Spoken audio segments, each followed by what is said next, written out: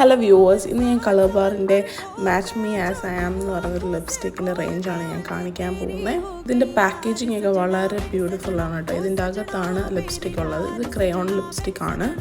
അതിൻ്റെ അറ്റാച്ച്ഡ് നമുക്ക് ഷാർപ്പനർ ഉണ്ട് കേട്ടോ.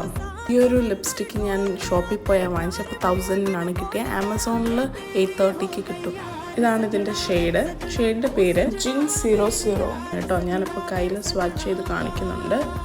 ഫെയർ ടു ഡീപ്പർ സ്കിന്നുകാർക്ക് വളരെ ചേർന്ന് പോകുന്നൊരു ബ്യൂട്ടിഫുൾ ആയിട്ടുള്ളൊരു കളറാണ് കേട്ടോ ഇത്.